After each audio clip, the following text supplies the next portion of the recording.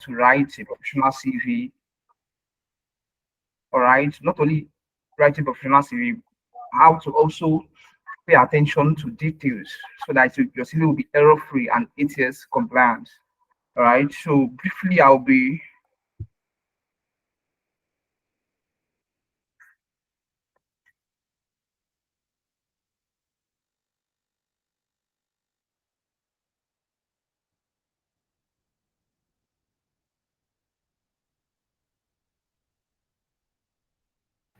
Mr. Success, I think we lost you. yes. Can you hear me? Yes, now we can hear you. All right. So I'm trying to share my screen with you guys so that we could commence in earnest. All right. Apologies for that.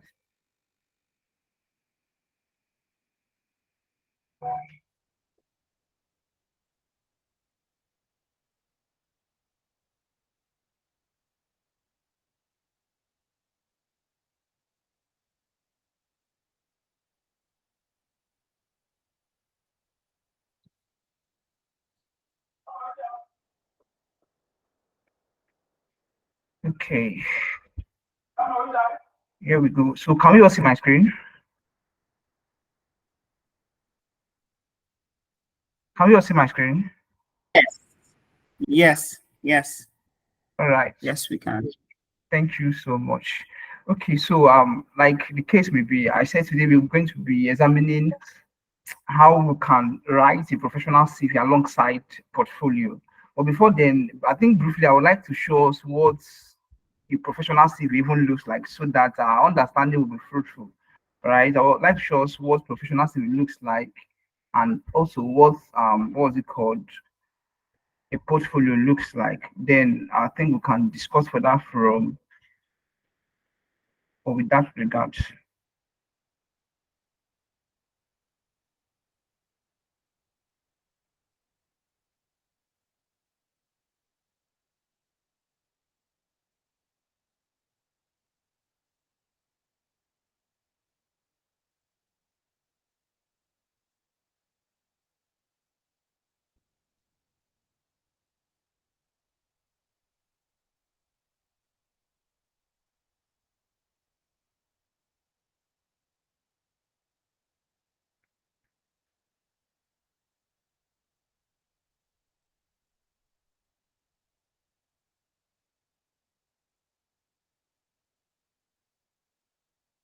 All right, so are we there? So can you all see my screen?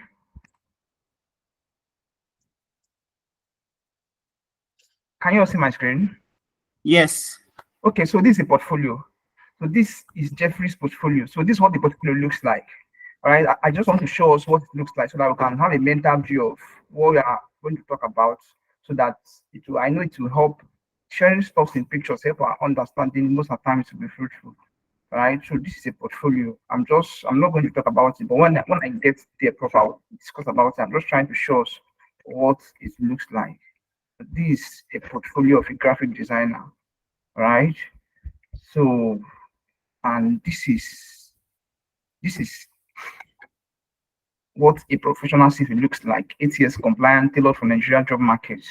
However, every country have their own CV formats, but this is a Nigeria job. This is a Nigeria made CV, right? It is tailored to suit the ATS of Nigeria. ATS is an applicant tracking system that HR use or recruiters use to track CV when they are doing massive recruitment, but we'll come to that.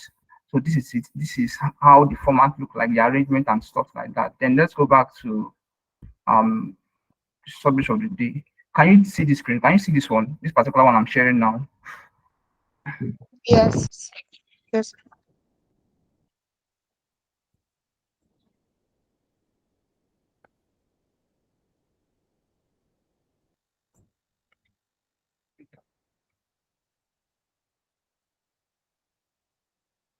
All right. So how to write a professional CV. So would like my comments. I would like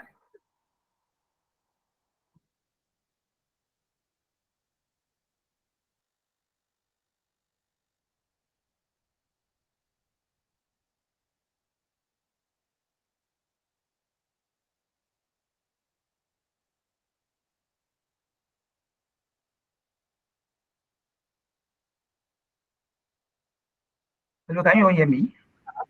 We lost you for a second, and what we can see on the screen is still the CV sample you had showed to us. Oh,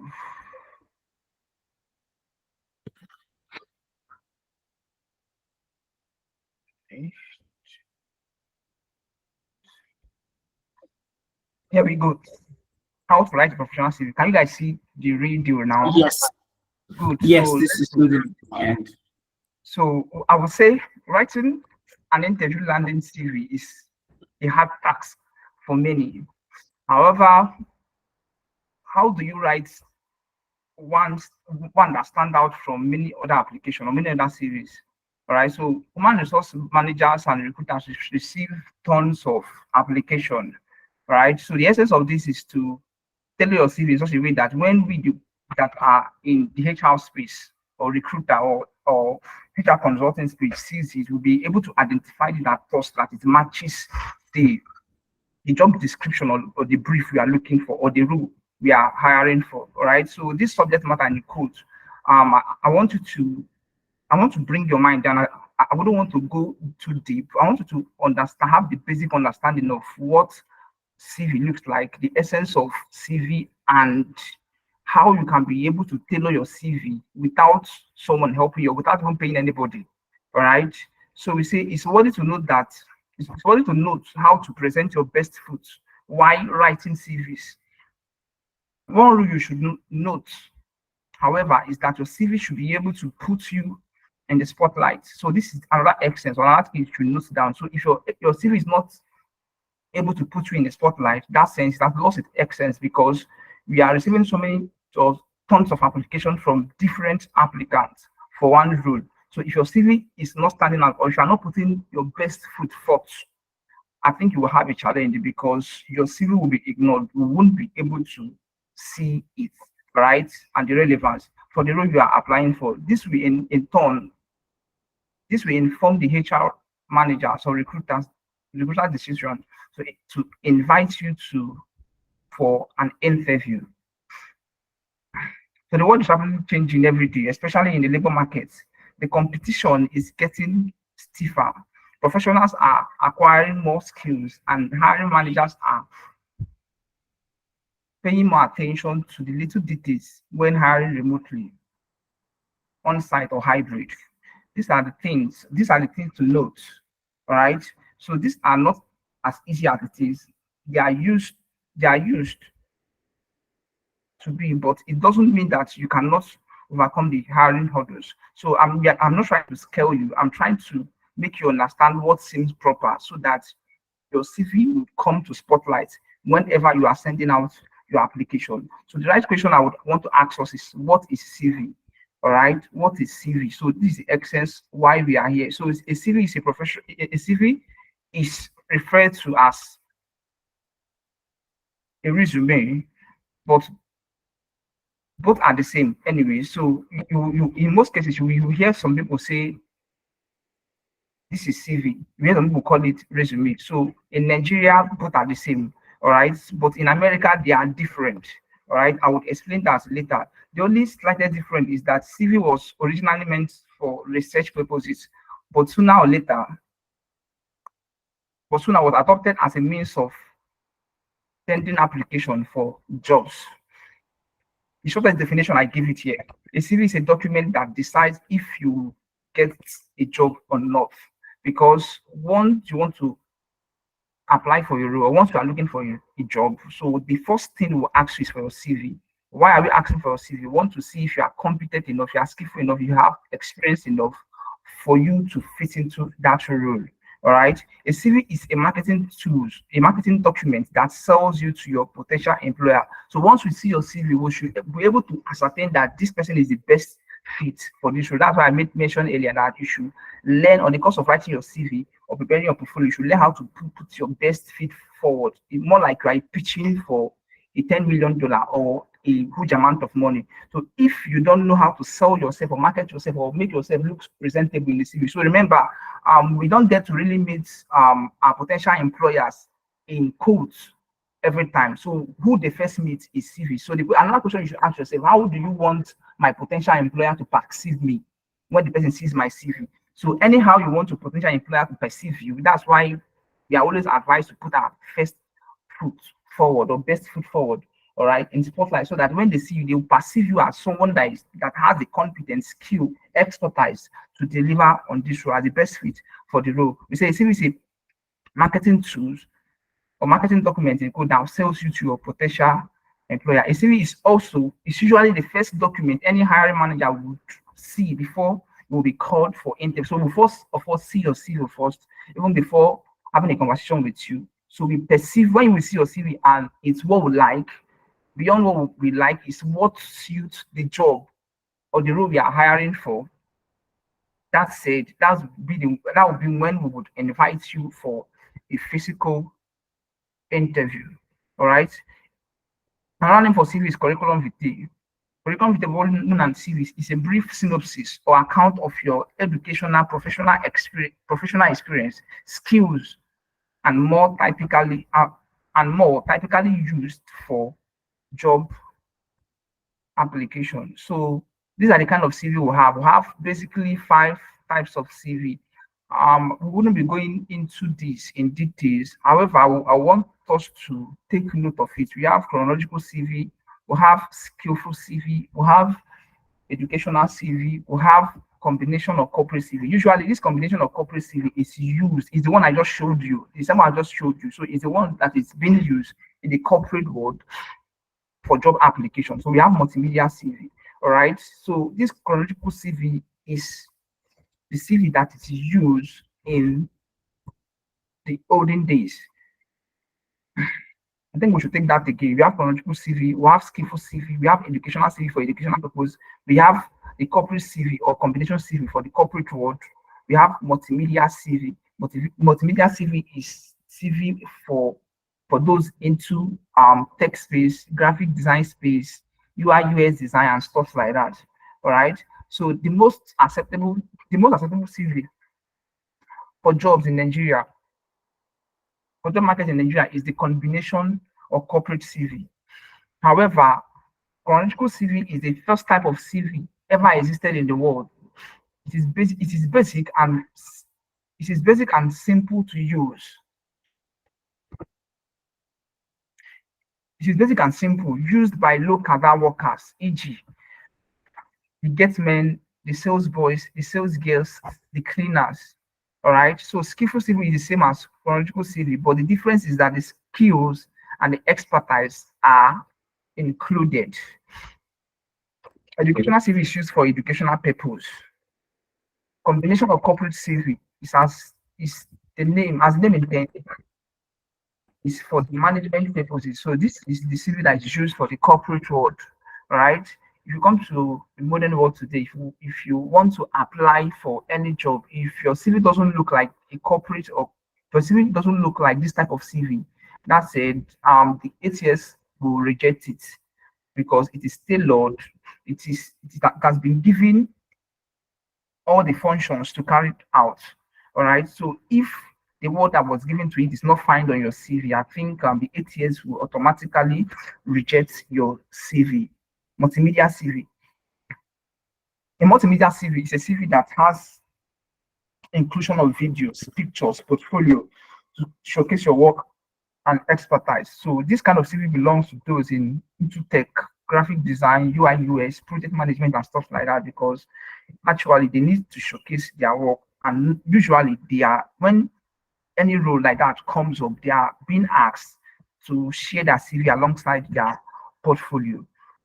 This, however, in turn helps to facilitate the job they've done over time to see if they are the best fit for the role. All right.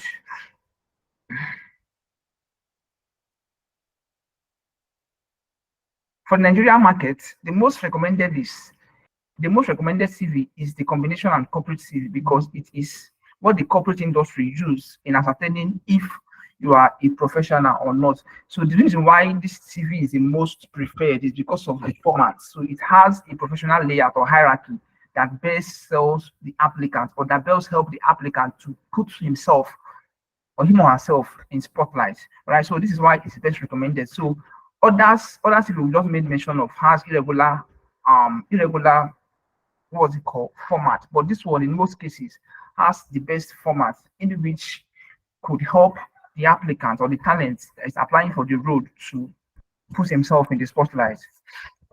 All right. So the corporate industry expects employees to use combination CV, but employees using however, we still have chances, situations, or scenarios whereby even in our modern world today, where fresh graduates, when they are being asked to apply for a job, they will run to cyber cafe to help them put up something that looks like chronological CV that is out of date. So that irregular format makes us question this subject matter in code. All right. So that is where our challenge comes in. Our challenge comes in that we've given out a modern template where these people or where these talents will use to apply for a job, but they are still going back. Are still going back, trying to mimic or trying to use the old pattern which the ATS doesn't recognize. So this is where our challenge comes in. So this applicant or this talent would not really do due diligence. They won't really put in much effort to ensure that their CV is professional. They think everything goes when it comes to job application. So they don't really know that the way they perceive this thing is not the way we really perceive it. We expect that since if a recruiter is doing massive recruitment, that said, the recruiter is recommended to use ATS, not screening or reviewing CV manually from the mail. All right. So we perceive this as thus when you use the corporate CV, we're already giving ATS what to do. We're already giving a layout format in which this thing can best represent the person. So when we are receiving CV that is tailored to suit a chronological type of CV, it makes the applicant efforts unfruitful because of the format. All right. So this in turn makes them frustrated and makes them also think that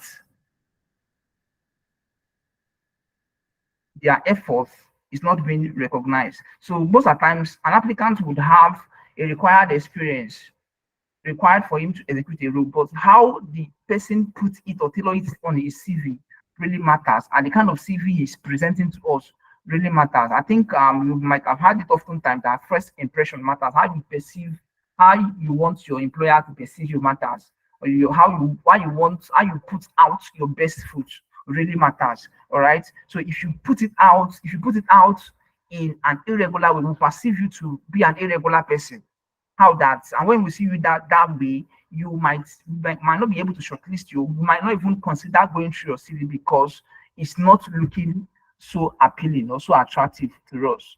So the essence of this, I would say, the essence of this is to know how to make our CV looks attractive, appealing, and know also how to also learn how to put our best foot forward so that each time we are applying for the role, we will get the attention of the recruiter.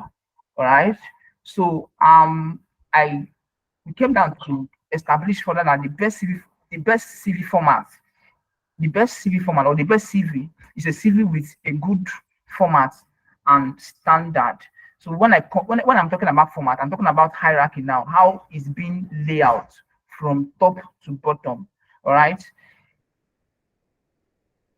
Secondly, a focus that has the best CV is a CV with a good format and standard. Secondly, a CV that has a focused career path.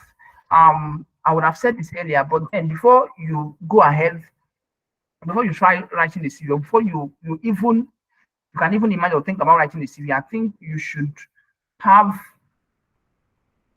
a specified career trajectory, because in as much as we know that you need the CV or you need a job, you want to apply for your role, you should ask yourself, who am I? One, who am I writing this CV to? All right, what are my skills? What are my area of competencies? What are the things I need to put in place before writing this CV? So in as much as writing CV is good, there are things you should note down before even trying to proceed with the writing. All right. So went down to give us a breakdown of the hierarchy of how this thing work. This is how an ideal arrangement of a CV should look like. The name, the phone number, your name rather, your phone number, your email address, all right, LinkedIn link or LinkedIn address, your home address at the top, your about me or summary, usually it's called professional summary, your skill, education and courses certification, or work experience. If you have volunteered before, you put it under a project you've managed, the award, then the bio can come last.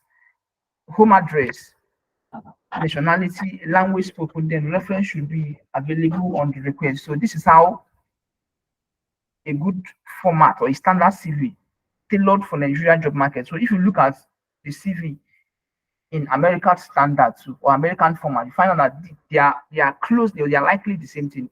In as much as we have different ATS that we use to run these CVs, all right, or that we use for recruitment here in Nigeria and here in the US or outside Nigeria. However, the emphasis is they have almost the same hierarchy. It's because they perceive this to be a more professional way to enable this applicant, enable the experiences or competence of this applicant find expression when they are applying for roles. All right, the name, your name, phone number, and email, LinkedIn address, home address, about me, or professional summary. Your skills should come next. Education, courses, certification, work experience, volunteer projects you've managed, award, then value. So I would go back to the previous slide, or the, what was it called? The CV sample I showed us before now, so that, so this is it. So this CV particularly belongs to a lady named or called Peace Asoko. All right. So this lady has a HND and OND. So as you can see from the top here, you see her area of core competence. She's into sales, customer service, administration, operation, and management. So you can see from the top, you can see her email. All right. So you could see her location, Ejibo, Lagos, Nigeria, her contact, then her LinkedIn profile link. So that was what we are trying to establish, that your name should come first, then other information, because once a recruiter or HR person that is recruiting for a role opens your CV, the first thing you want to take cognizance of, depending on the job brief now, is your location. All right. Then after the location, you can start looking out for your experience and stuff like that. But we are not going to go into that particularly. But I want us to focus on the format so that we'll get it straight. So the next one, she started by highlighting what she's really into. All right, her about me or professional summary. So she said she's a personal, detail-oriented and market management professional that is interested in sales, customer service, and administration growth. However, before this lady was able to put up this thing, she has been able to carry out a self-analysis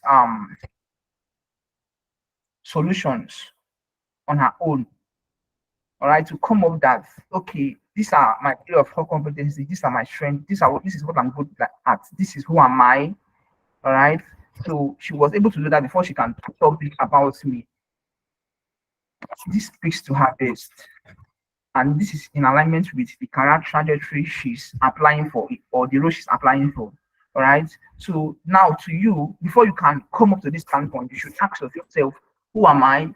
What is my strength? The essence is having a self-reflection, a self-analysis on yourself before putting it up there, so that it will really align the kind of role you are looking at for alongside your personality. So failure to do this means that you wouldn't arrive at this standpoint. All right. So let me quickly take us through this. Personal, detailed, oriented, empathic management professional that's interested in sales, customer service, and administrative roles. All right.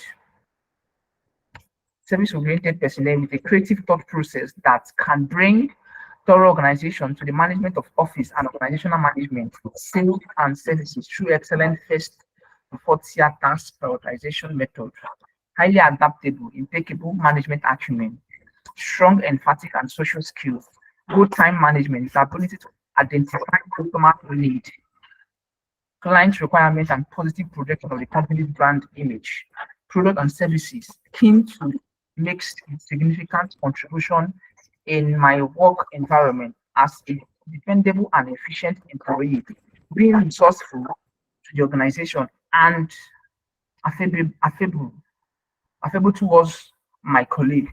So this person was able to come to this time point because he was able to run a self analysis solutions on herself. All right. So he will know the right CV is going to be writing. He will know the right person is going to be writing. He will know the right role he is applying for. All right. So the next after this projection, the next is your skill set. The next is your skill set. So she went further to tell us that her skills, based on her self-analysis or based on the analysis she has run on herself, her skill ranges from sales management, customer operations, relationship management, client relations, service management, administration, customer service, office management, staff relations, staff management, corporate management, and she also have a skill in Microsoft Office packages and stuff like that. All right. So she was able to come to this time point because she already know who she was. All right. She has run the self analysis on herself and she has come to this point where she know what she's actually looking for. So the next hierarchy now is education and certification. So you go down by including your educational background in this format. If you watch, she's a graduate of Akwa Ibom State College of Health Technology, Editang. She had HND in environmental health, all right, in 2018. So when you are putting it, you should put it in the most recent format from the most recent, all right. She also established that she had her OMV in Akwa Ibom State College of Health Technology, Editang 2, with OND in environmental health to in 2016. She went also further to tell us that she took a certified courses on safety management. All right. She went further to also tell us that she has attended her NYX. That's in 2022. This person's CV is wrong. I can see that if you watch closely here, you find out that the recent certification is not in order. However, this health certificate or this health certification should be at the top while the next should follow. Okay, so that's the best way to do that. Career experience. So she went further to establish that in the year 2010, she was a teacher. She was a teacher. She taught at standard nursery and primary school. Right. She also gave us insight how that in the year 2018,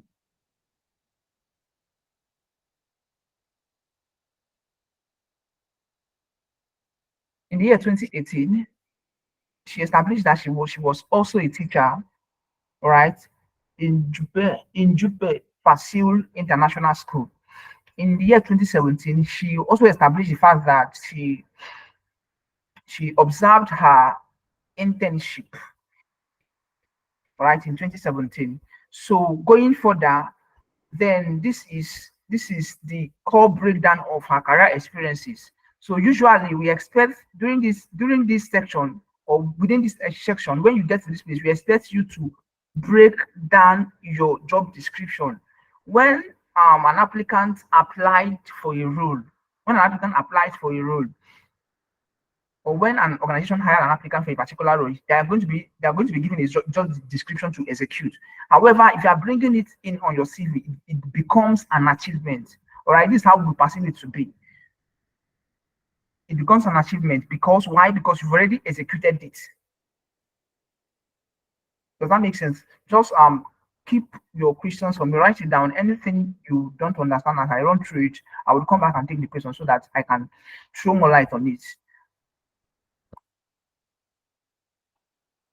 So she went further to tell us that her achievement and cooperation at standard nursery and primary school was all of these things she included here. All right. She still went further to tell us that her achievement and cooperation at Jupe Pasil International School was this and this. Let's run with the speed of light. So the process continues, and to this stage, other achievement and operations. So she went further to establish that she has other achievements and operational duties she carried out on the course of discharging her duties in the place she was working. So she ended up listing them here. All right. Sometimes it's relevant for you to also do that. So at the end here, can you see where she included about data? About data is here. She said she's a female, her nationality is Nigeria, her location is Ejibo, Lagos, Nigeria. Her health status, she's fit. Language proficiency, she included the kind of language she speaks, and references is usually available on request because at first instance during job application it's not really necessary unless otherwise requested on recommendation. So let's go back to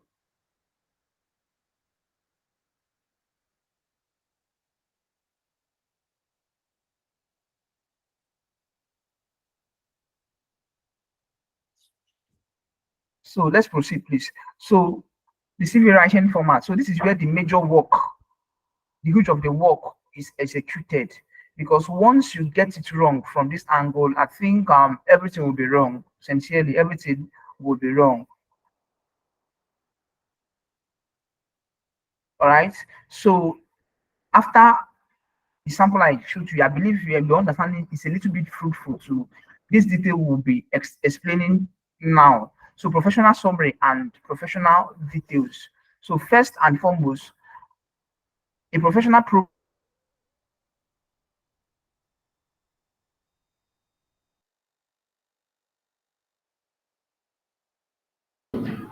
We lost you. We can't hear you.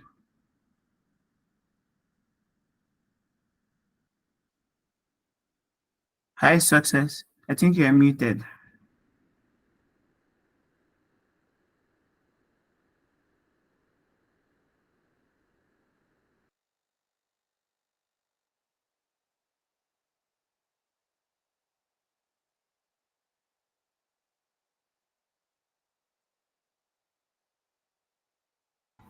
Hello, success. I think you are muted.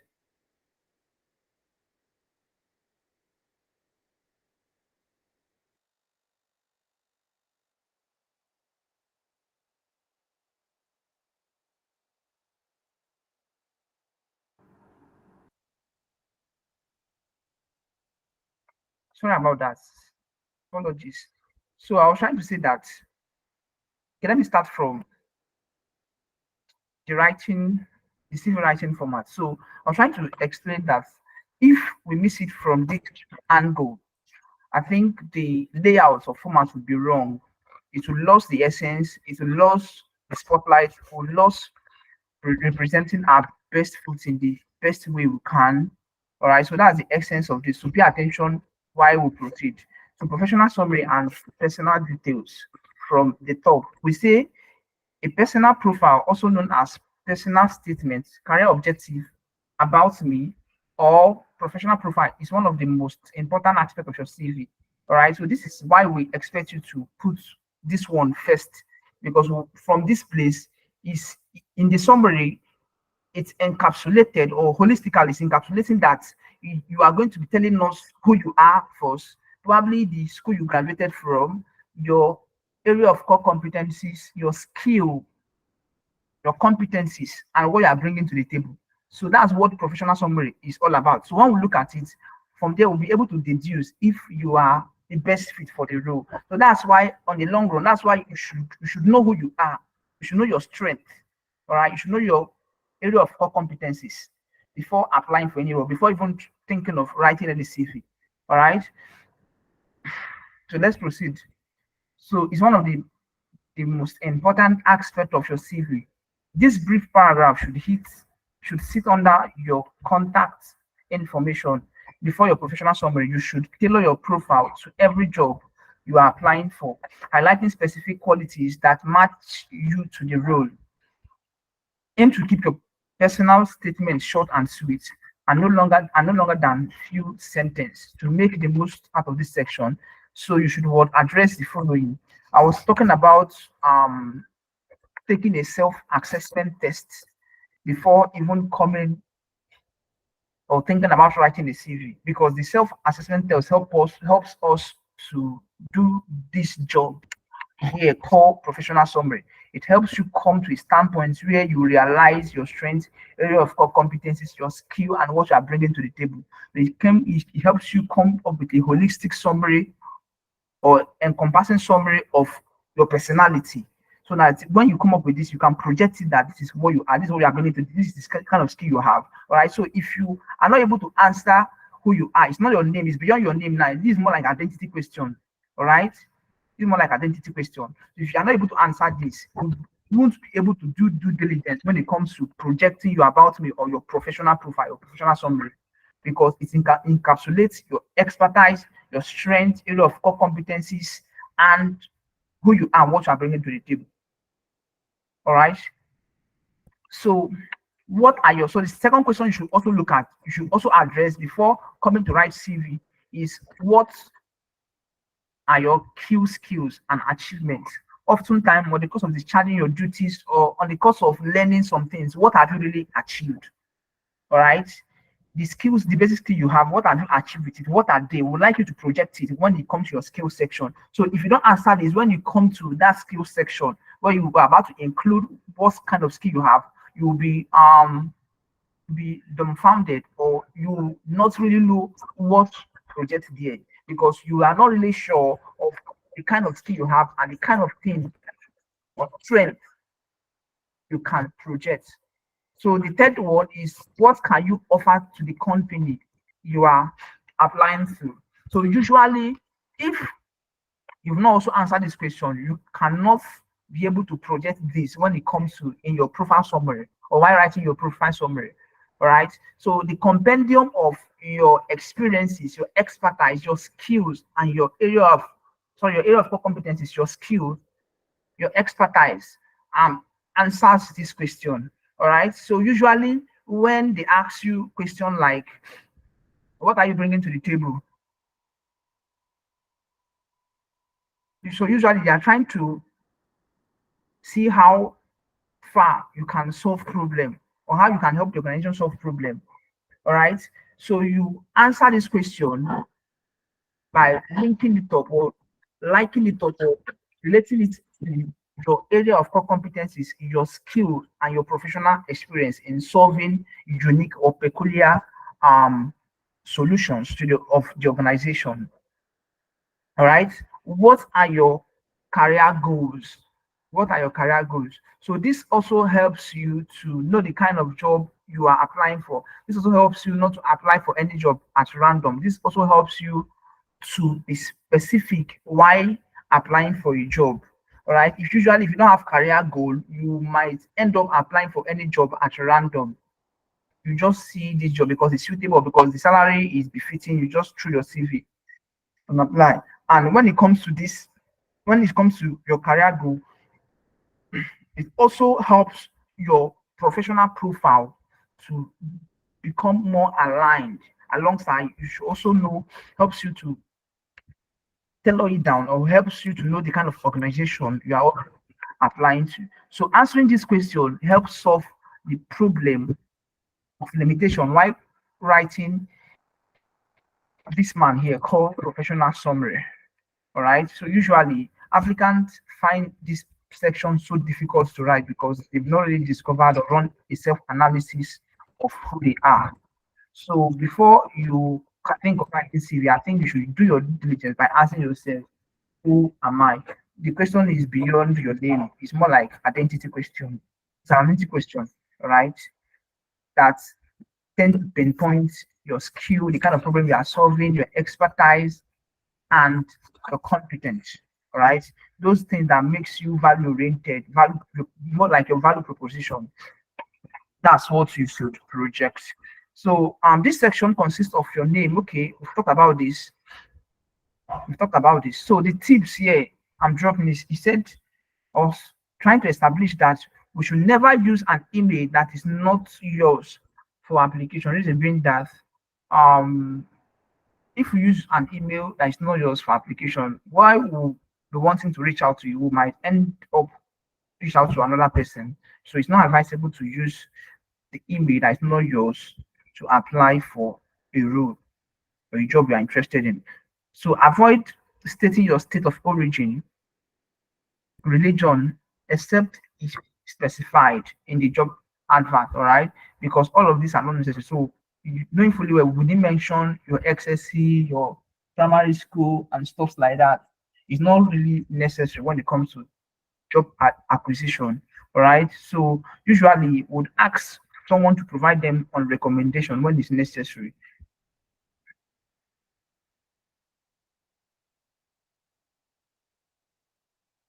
Okay, we are also trying to establish that we should also avoid using unprofessional email address. Examples of this would be obiswat10 at syz.com or sexyprincess 2015 at syz.com. The reason is this. Um, I know you love us to perceive you right? Good. I know you also love us to see you as someone that is serious. So while writing your or while projecting or while writing your mail, or while um opening an email address, so ensure that it correlates with your maybe your first name, your second name, and your third name. All right, it has something to do with your name and not wording that are not really necessary. All right, so we see mail such as this as unprofessional. In most cases, we might not really take this person serious if this person end up including this particular mail on his or her CV. All right. So skills. We say that the second hierarchy, when it comes to hierarchy, after your professional profile, the next thing that comes that you should include, the next format is including your skill. Remember, we'll talk about name first. Your name, email address, phone number should be at the top. All right. But this is what captures the recruiter's eyes first. Right. It helps them know your residence, where you are staying, stuff like that. All right. So this section should be kept short and simple. Key things to note here are you should avoid glitches such as creative, motivated, team player, problem solving, self-starter. Instead, be specific about your skills. This shows you are disciplined and committed. All right. So the pro tips I added here is add skills that align with the prospective employer's corporate social responsibility. This every job requires specified skills to execute them. I would know that you wouldn't want to become an accountant and you start including skill like um let's say client relation.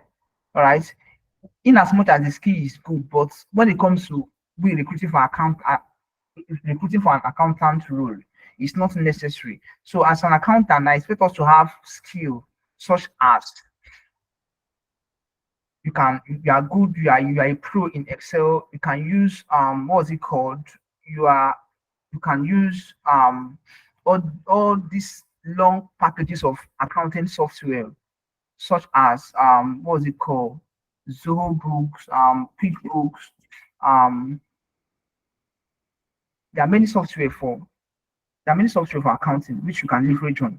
All right. If you I wouldn't like us, I wouldn't like or recruiters wouldn't like to see that you're applying for your role as a customer service and all the skills you have or all the skill you are projecting is that of an accountant, or all the skill you are projecting is that of an HR, or all the skills you are projecting is that of project manager, all the skills you are projecting is that of tech, people in tech.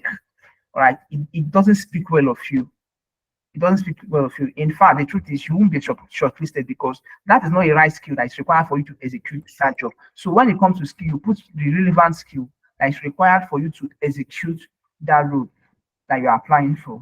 All right, I know that makes sense. So when it comes to, so the next hierarchy or the next format is education. So we expect you to put in your educational qualification or details in the best possible ways from the recent certification you've achieved to the lower ones. Always start with the most recent educational qualification. Professional certification that is relevant to the job should be added to this section. For example, I use University of Port Harcourt. University of Port Harcourt. All right. This person graduated, for example, this person graduated in 2013. The qualification includes a BA in history and international relations, excellent diplomatic skill, and vast in three foreign languages, French, Portuguese, and China.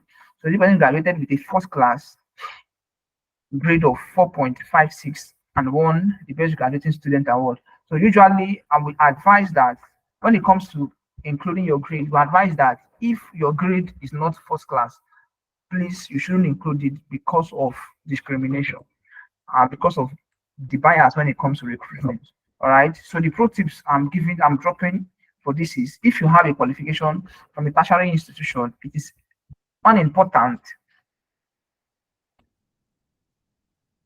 to include your primary school first living certificate, unless you are a fresh graduate with no work experience. Even if you're a fresh graduate with no work experience, it's not still advisable to include your primary school and secondary school certification. All right, because it's not really necessary for the kind of role for the job you are applying for. Nobody will ask you for that.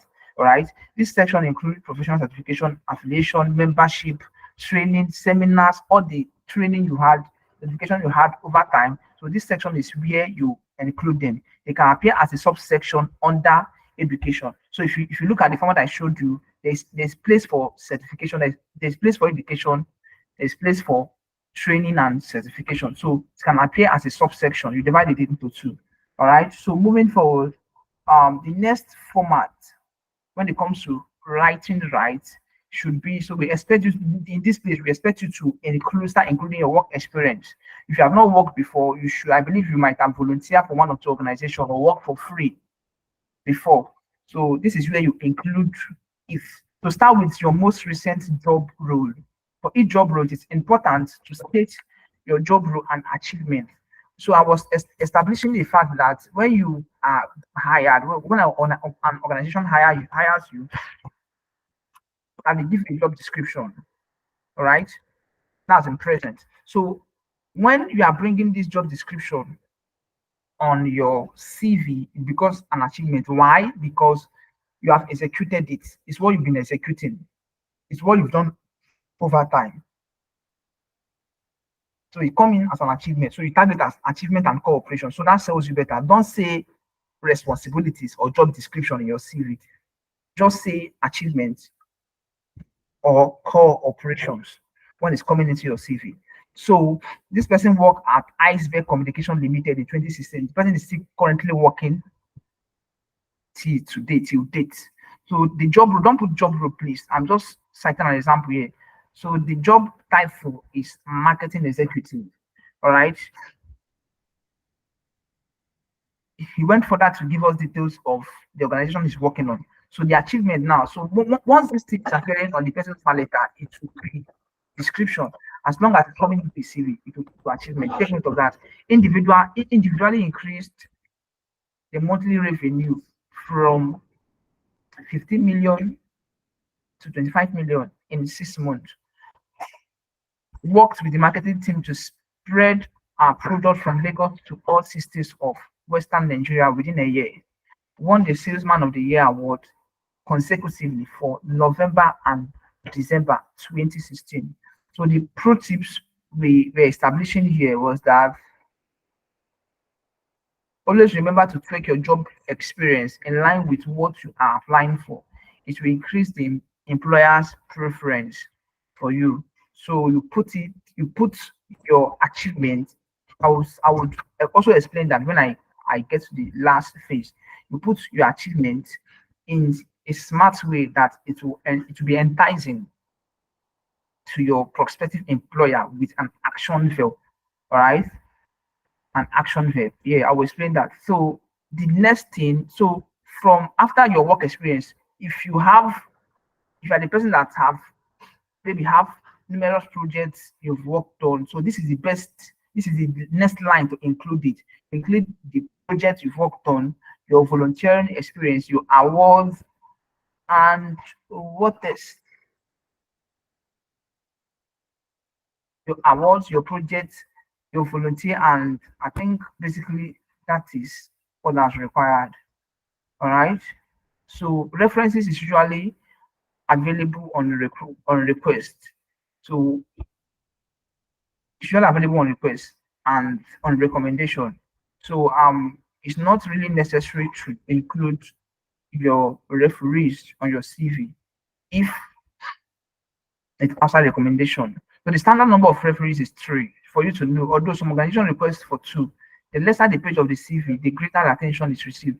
As an employer, you would not want to be bothered by CV that looks like handouts. All right, a two-page CV is excellent. Depending on your experience, we have mid-level, we have entry level, we have mid-level, we have executive, top management.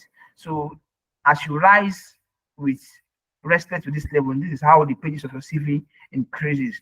However, we also advise if you are within entry level and mid level, you should keep your CV as short as or within the range of 2 to 3 pages to avoid it being very lengthy. All right. So therefore, be direct, clear, and convincing. Pro tips for this is never use a referee that you are not familiar with and has knowledge of using them and has knowledge of using them as referee. So if you are going to be using anybody as referee, ensure that the person knows you. In short, you've already contacted the person. Don't just dog the person's number or because the person is a high flyer or because the person is a professional in what he does, you just dog the contact and put them on your CV. No, usually I told us that we established that references or referees is always available. Nobody was going to ask you for references unless during onboarding.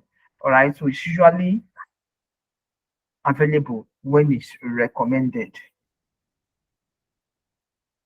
Some tips on how to write a good CV. So this is another tips we're able to establish if we can be a good guide to you while trying to write your CV.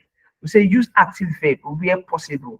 For example, I was trying to explain something here. All right. So this person, in this person achievement, we say you should use action word or action verb. All right. If you've worked in, let's say, if this person per adventure had worked in, let's use Chitties Company Limited for example. The person has worked in Chitties and presently he's working in Iceberg Communication Limited. Once his job description in Chitties is coming into his CV, it will be in past tense and in action verb. All right. So action verb helps give the description the action or the unction that it needs. Right. It speaks better when it speaks better with relative to the recruiter's perception. Right. It helps give the achievement more credibility to the functions or to the core deliverables that the person executed during the course of discharging his or her duties. All right, so it's good you put it in action verb.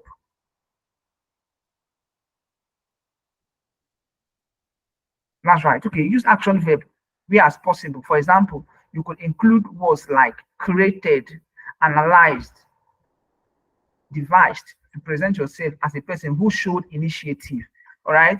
So instead of using I let's say I'm looking for a good example now. Okay, for example, you're able to make good sales. All right, you're able to make good sales. Instead of you saying that you sell or you sold XYZ at this amount of price within the next couple of 2 months, why not say I created or I analyzed, or I devised, stuff like that. I don't know if you are getting what I'm trying to say. So use verb like that so that it could give your core operation, or your core operation, yes, an unction to speak to the your potential employers while they are going through your CV. There should be no spelling or grammatical mistakes in your CV. Use a spell checker and enlist a second pair of eyes to check it over again. Usually, after writing your CV, it's advised that you give it to a third party to help review it for you. All right, the person should be able to point out error due to grammatical mistakes. All right. Stuff like this usually cause very big trouble during recruitment in a role which reflect or which is speaking to, let's say, personal assistance. You know this role that, some of this role that require you to be a high flyer, right? Is not usually pardonable when there is a grammatical error in your CV and you are coming to apply for this role, and on the course of you applying for the role, there is so many grammatical error in your CV. It will be a no. It will be an application error. All right. So usually you are advised to pay attention to your CV. You should give it to a third party after writing it for a proper review. So thirdly, avoid using generic phrases such as team player, hardworking, multitasker. Instead, provide real life examples that demonstrate all the skills you've done. All right. Take a look at the company's website, local press, and job advert to make sure that your CV is targeted to the role and the employer. For example, you want to apply for a particular role, or you saw a role that you are interested in. Don't just don't just throw your CV up to the email without bringing the job brief, and your CV to compel both parties or both functions if they really align to the brief that is speaking to the employer. So when you do this, usually it will give you 95% chances of you being hired or you being invited for interview if your CV really match the job brief. So this is, I'm speaking to you now from the recruiter's lens. So each time we put out an ad, what we are expecting applicants to do is to give us CVs that matches the ad that we picked up. All right. So when there's massive rejection, when there's rejection, or when a recruiter or a HR personnel rejected your CV, is because your CV is not speaking the language that is on the job brief or is on the job role. They don't align at all. That's why it's being rejected. So we consider you not being suitable, not being a qualified talent for the role. So that's what it means. That's just the basic reason why your CV is rejected, or anyone's CV is rejected, because it doesn't really align to the job brief that was advertised. So usually, job roles or your application is predicated upon the brief that the recruiter sent out. So you should take note of that. Learn to bring both together. Don't be in a haste. Learn to bring. I think I should even tell you that job application or writing CV is it's an intentional thing. It's an intentional. You need to take an intentional approach while writing CV or while trying to even apply for a job. All right, it's work on its own, because if you didn't put up or put in the work that is required, you end up not getting the required results. All right, so decide whether the chronological skill based or academic CV is right for you. Usually, academic CV is for academic purpose. The chronological is the modern days. We establish here that the corporate CV is what is required to apply for job in this modern world, in the corporate world recently. All right. So don't put the term curriculum vitae. Usually, okay, let me say this. Don't save your CV with curriculum vitae. Your CV is meant to be saved with your full name. After writing your CV, you save it with your full name. All right. Good. Don't save your CV with curriculum vitae, or don't start writing your CV and at the top you put CV or curriculum vitae. All right. It doesn't make us to perceive you as the right talent. It's very wrong to do that. So the best font is it's good for me to establish here that the best font size for writing a CV is 11. The best font size for easy visibility is 11. All right. The font size is 11. And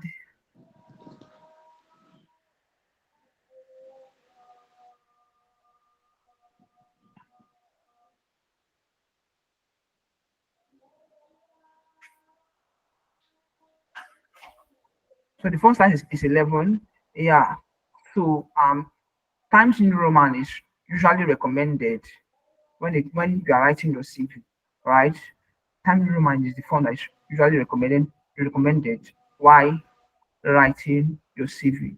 So that's that for okay, sorry.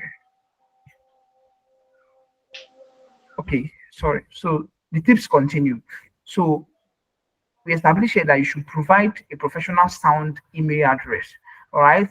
We'll talk about how that your email address should represent you, so we can perceive that you are a very serious person, not email address that has no linkage with your name or have no correlation with your name.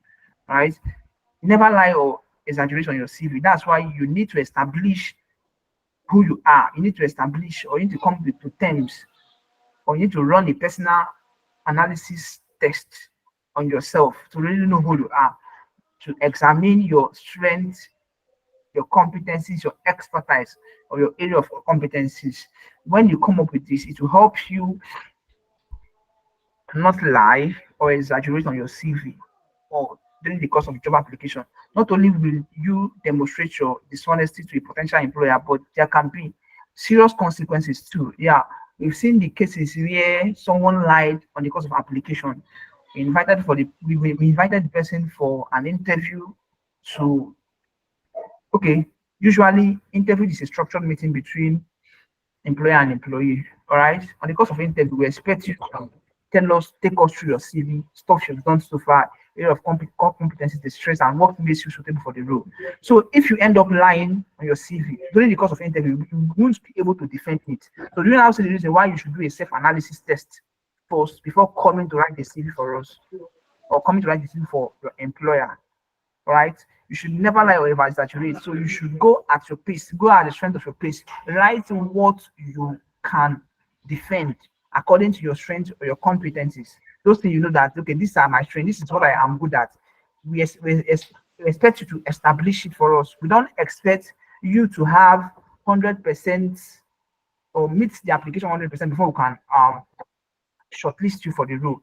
80% is okay, 95% is okay. But coming to lie on your CV is a big mistake that one shouldn't make. All right. For example, altering your degree grade from 2.2 to 2.1 is a class is classed as degree fraud and can result in prison sentence. If you are posting your CV online, do not include your home address as you could be targeted by fraudsters. Yes, that's true. So if you look at the first sample I shared with us, the lady's address is as brief as this: Ejigbo, Lagos, Nigeria. Why?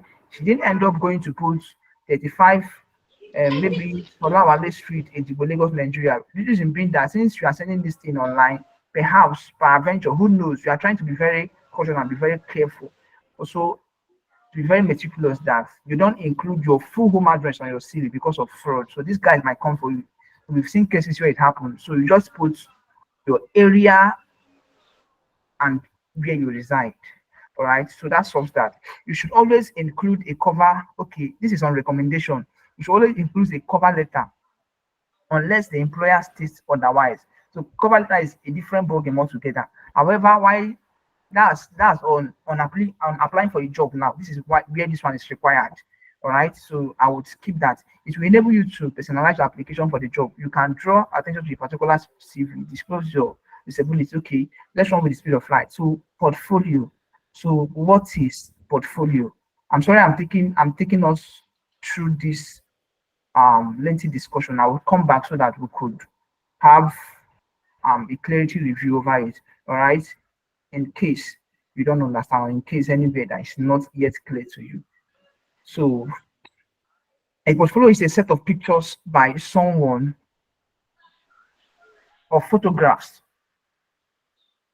of examples of their work which they use when entering competition or applying for work. Or a portfolio is a compilation of academic and professional material that exemplifies your beliefs, skills, qualification, education, training, and experiences. It provides insights to your personal work and your personality and work ethics.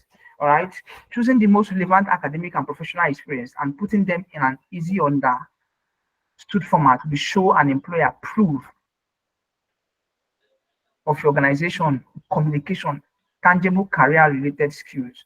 So this portfolio, this portfolio usually as HR personnel, in most cases, there are some rules we don't ask applicants to send portfolio for us because portfolio and CV are similar. However, depending on the approach, there's little peculiarity between them. All right. They have similar details. They are projecting your area of core competencies, your skills, your strength, and why you're a good fit for the role. But now it is coming in picture formats, not just in writing. So in CV, it comes only in writing, but as a portfolio, it comes in picture. All right, so that's why it's usually recommended for those that is into tech, into graphic design, into project management, into UI UX design. All right. So this is where portfolio is usually recommended. However, we ask for their CV, but then we want to see what they've really done. If you say you are good with design, if you say you are good with UI UX design, if you say you've managed project before, show us samples of pictures of projects you've managed or executed.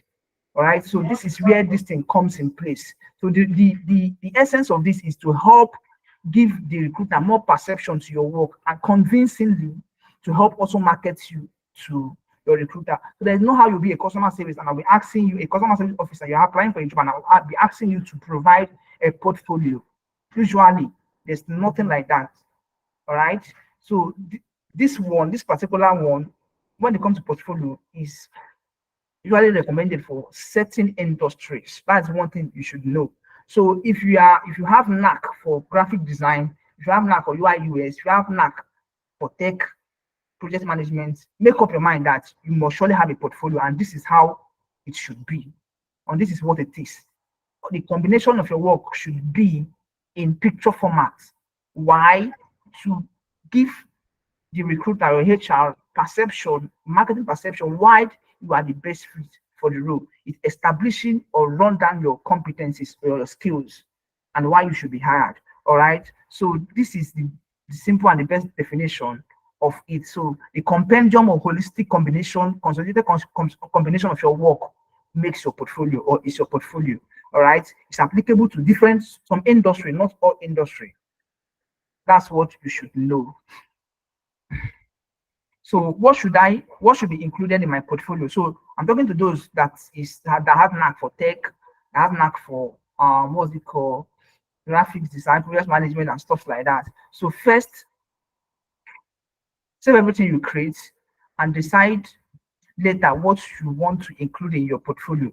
Some items may be more relevant to the work you will do in one position than others. So it helps to have a high variety of samples. You could present your material in your own creative style. All right. So we are trying to establish that how you project your portfolio, since it's portfolio, it's not stereotype, it's not conventional. You could twerk your presentation of a portfolio in a creative style in order to help put your best foot forward and help also create a good perception of you in the mind of your recruiter or your HR personnel. All right. And these are some of the top items you should include. So, statement of originality, paragraph stating that this is you. Usually, I establish that the details or the information in portfolio and CV are almost the same thing. However, in that of portfolio, it comes in picture format. That doesn't mean that you shouldn't still write some stuff with regard to your professional summary. All right. So you are trying to your professional summary will be there. You are trying to just give us detailed information about your creativity and what you've done of some time. That's for portfolio. Statement of originality. A paragraph stating that this is your work and that is it is confidential and it's confidential. It should also indicate if any part of the portfolio should not be copied. All right. Work philosophy, a brief description of your belief about yourself and the industry you hope to enter. All right. So this also establish or draw correlation from the point of emphasis we talked about on the things you should note while trying to write a CV. So if you don't know the kind of person, or if you don't know your strength, your area of competence, if you don't know who you are, you cannot be able to come to this standpoint of work philosophy. Resume, an overview of your skill, work experience. You may also choose to include documentation of certification, diplomatic degree, award. So in your CV, in your CV or your resume, why trying to represent this thing, it comes in writing, all right? In your portfolio, it comes as a document in picture format now. So we don't expect you to attach it to your CV at the end of your CV. When it comes, when it's talking about your CV now, when portfolio is expected for you to attach it in most cases. That's if it's recommended. All right, your work samples. This is what makes more sense. This is what is called portfolio. We want to see what you've done of some time. We want to see your area of core competencies, your skill, what you've really achieved. All right. When selecting,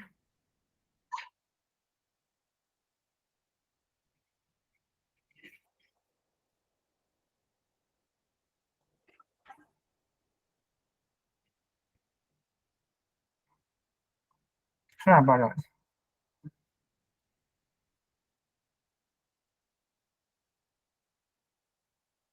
When selecting items for your portfolio, consider what work will best demonstrate your skill, competencies, and achievements, especially in relation to the type of work you'll be doing for these potential employers. Usually for graphic design, I believe there are different types of graphic design. We have motion graphics. So when someone reach out to you to send your portfolio for motion graphics, don't just go and be sending pictures, normal design. All right, just send that one that speaks to motion graphics, which you've been contacted to do, and that will best sell you better instead of sending only pictures. So just combine just have a holistic collection or collection of motion graphics you've done so far, put it into a portfolio and send it to them. All right. So work in progress. So list the career related projects or activities you are currently working on. That would sorry about that. Thank you. Thank you. List career related projects or activities you are currently working on. That would add to your list of skills and qualification. Let's proceed, please. Work in progress. So also include the projects you've not yet concluded. All right. Your work in progress. List career related projects or activities you are currently working on. That will also add to the list of your skill with qualification for that career field. All right. So we have types of portfolio. We have different types of portfolio, but we will talking about just three of them today. We have assessment portfolio. The assessment portfolio highlights one achievement or skill, and the main purpose of this is to ensure that the employer consider your profile eligible for the opportunity. This is one of the major screening methods where the initial competent nature of the candidate for the job is determined. For example, if I want to hire a graphic designer, usually you will request for portfolio. UI UX will request for portfolio. Those into tech, project manager will request for portfolio. All right. So this helps us to really examine if this applicant over time what he has done to consider or examine what he has done over time, if he has done this thing that he has been pitching that he has done, if he has really done it before, we rate it according to the presentation of his design or the review of the person's portfolio. All right. So you will agree with me that there are different cadre of design. There are people that are pro in graphic design. There are people that are just beginner. There are people that are professional. There are people who are mid-level designers. So in this point, when we ask a graphic designer to send their portfolio, we are trying to just get the best from the best that applied. So that is what this type of portfolio does. So when they are usually when you are applying for a job and when you are being asked to send your portfolio, just know that it is for assessment. All right, it is for assessment. You send your CV, they are asking for your portfolio. So you don't need to think twice. You should have it at the back of my mind that these guys really want to probe into my work, what I've done so far, to examine me the more. So you should just brush it up and make sure it look very presentable and enticing, then send it to them. All right. So working portfolio. This working portfolio is a very important document to validate work experience in your professional career. In a way, working document can be called a working portfolio. This type of portfolio highlights the things that are in the status of your work in progress and the ones where the status is already work completed. All right. You might be working with somebody, maybe outside supervision. So the person wants to tag or monitor your progress. Person will be like, okay, fine, all the job you've done, send it in form of portfolio and share with me. So when the person is you've been hired already, but when is asking you to share the portfolio, trying to monitor your progress of the project, he gave you to work. Maybe probably as a graphic designer, all right, you are UX designs. So you compile or design you've worked on, then you send it to the person. So what you are doing, what you did then, or the kind of portfolio you are compiling then is called work portfolio. All right. The third one is display or showcase of best works portfolio. People also refer to showcase portfolio as a display or best work portfolio.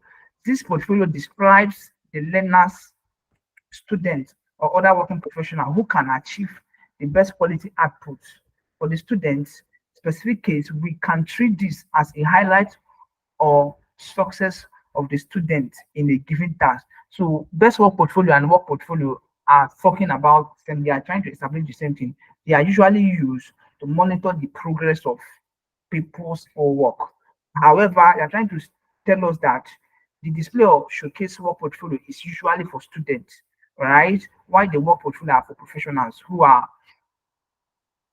already in the field, who are already in their career path, but it's being used to monitor their progress by their supervisor or by their managers when they are not around. Let me quickly show us a sample of portfolio before I start taking question.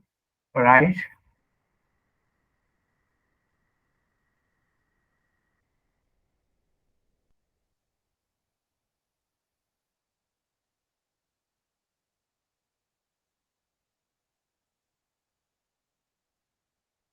So this is a CV.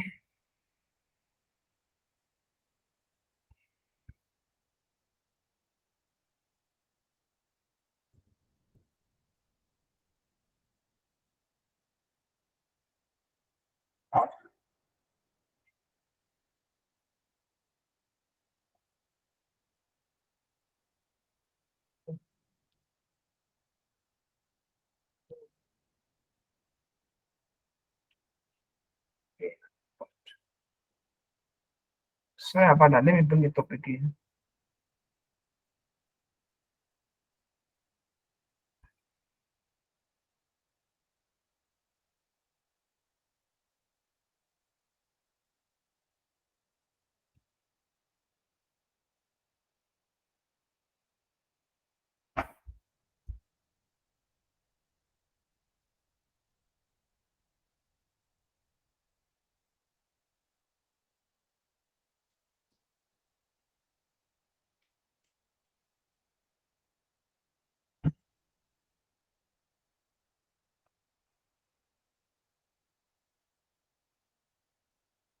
All right.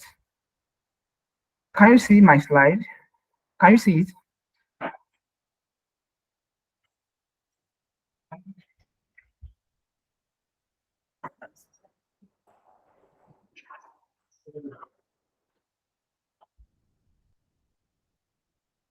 Let's take it easy. All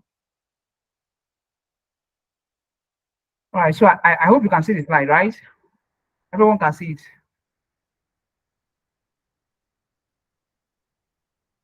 I hope you can see my slide.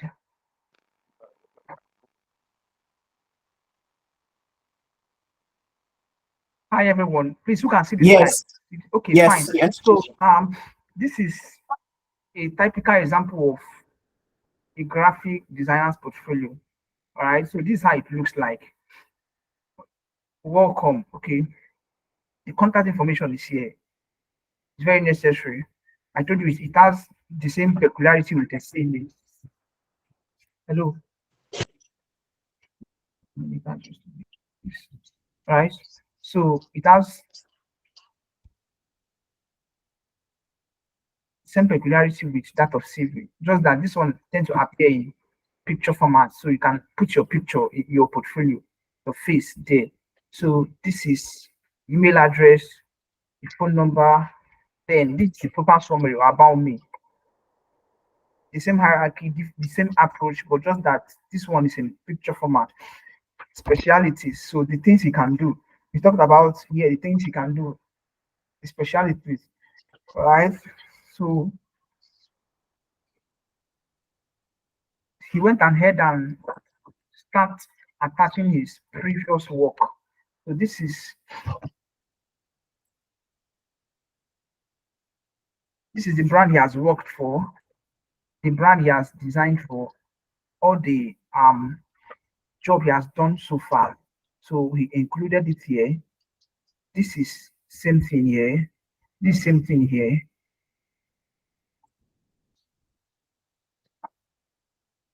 It's happened to be the same thing. This also happened to be the same for different brand. All right. So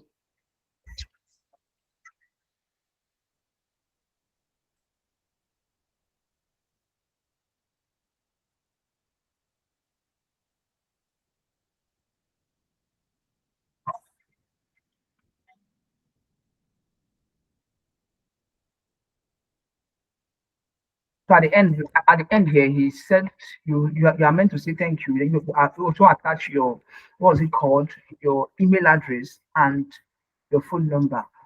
So this is as simple as a consolidated or holistic um compilation of your work you've done so far. That is what a representative portfolio looks like. So when you are writing your building your portfolio, ensure you take cognizance of the hierarchy. The introduction should be there. Putting up your best foot forward in terms of establishing who you are should be there. The kind of job you can do should be there. Your email address, phone number, and where you live is necessary. Then you attach the designs, the work you've managed, operation you've managed so far. I think that is all for that. All right. Without no further ado, I would like to take question now, please. Thank you so much for having me. So I believe you have questions. Thank you so much.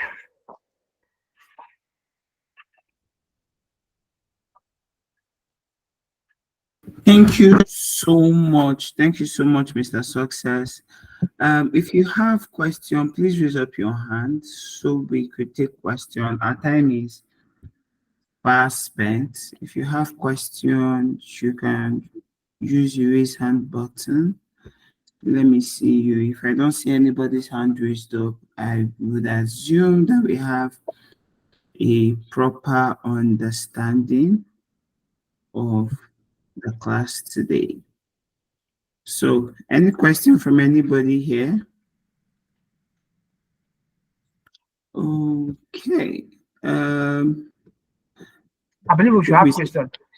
Do you? uh, I believe you should have questions. So don't be shy. Any part you do not understand, you should be able to call my attention. That's the essence of the class, all right? So that your understanding can be made fruitful. Right? Did you understand from the CV up to the top, from the top to the end? All right? Oh, You Praise understand? has a question. Okay, Praise, you can unmute yourself and ask your question. Thank you, man. Good afternoon. Yeah, can you be very loud so that we can all hear you? Can you hear me now? Please increase the volume too. What? Can you hear me? Hello? Yes, this is better. Okay. Yeah, so thank you, everyone. Mr. I can barely hear you. Please, can you be audible? Can you hear me? Do you want to Hello. Are you there? I can hear Yes, you oh, now. this is better. Okay, thank you. Yeah, thank you for the class. I just want to ask a simple question. With all the details we have here for the people into tech or any sphere of creating a CV, what do you say is the like minimal length that your CV should be? Like because after adding all these things, you find out that the pages are actually much. Like some might have 3 pages, depending on the range. Maybe a doctorate, PhD, master's degree, all those stuff. Adding everything will cost you pages of screen, right? So what do you think is the ideal page for somebody that is in tech that is just coming up, or somebody that is already in tech, graphic designer for example? Do you think the CV should be a one pager or more, something like that? Sure. So, for your thank you for the question. It's very important. So, I made mention of mid-level, entry-level, all right, mid-level, entry-level, mid-level. You have top executive, right? So, as your experience grows, this is how the number of pages grows. However, when you get to top management level, we expect you to have 4 to 5 pages so that it won't be lengthy. However, as an entry level, the number of pages, or we expect you to have a CV that is not more than 3 pages. That said, 1 to 2 pages is good for you as an entry level graduate. All right. But for that of your portfolio, it can be as big as it is, depending on the nature of work or your competence or what you might have done so for your achievement. So there's no limitation to that. But when it comes to CV as an entry level, so I can't expect you to apply for a role, an entry level role with 3 page CV. So it doesn't make sense. All right. So I expect it to be 1 to 2 pages maximum as an entry level. 1 to 2 pages maximum as an entry level, and ask a mid level too. All right. Does that work for you? Oh yes, it does. Thank you, sir.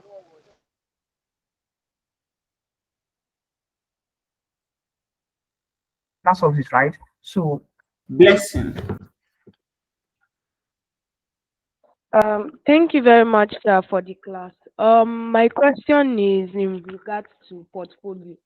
You said sorry, beginners can can you also be a little create bit audible? portfolio. Okay. My question is related to portfolio. All right, please proceed. Okay. Okay. So you said beginners also can also have this in portfolio. So for Yeah, those depending of on your us that are industry. into okay. For those of us that are into digital marketing or social media management, what do you think our portfolio will look like? Do we have the websites that we managed or the social media handles we also manage? Exactly, exactly. You are there, you're on the point, all right? So why try to outline this? You should include all the social media platforms you manage and tell them how you grew it from 0 to 1 million. Does that work? Okay. Okay. Yes, it does. Thank you very much. Yeah. Okay, Because go ahead.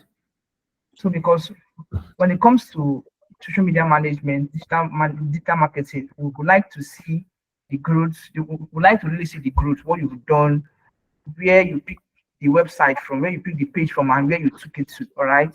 So they want to measure the metrics, the KPI. So you need to represent all these things while um, projecting your portfolios. You should be able to tell them that you grew this from this to this, you managed from this to this, you cost traffic, you did this and that. All right. So that would help project your give you a good perception in the mind of your recruiters or your HR person, and that you are the best fit for the role. All right, to make you more competent in selling you. Thank you very much, sir. Okay, this was a good call. Thank you very much, Mr. Success. This call is recorded, and I would find a way to share the call recording with you all. Once again, Mr. Success, thank you very much. Thank you so much. I would send in a form everyone for you to give a feedback about the lessons, what you've learned today, what stood out, and we'll share that with Mr. Success. Then we would see if we can have maybe another 30 minutes call sometime in the month just for him to analyze or just criticize somebody's CV on a call, and then everybody can use that to say, oh, this is where I've gotten it right. Oh, this is where I've gotten it wrong, so that we can better prepare our CV. That being said, again, I say thank you everybody for joining this call, and thank you, Mr. Success, for your time. Thank you so much, Ma, for the privilege. Thank you, everybody. Okay, You have a wonderful day. okay now. Bye everyone. Bye. All right, bye.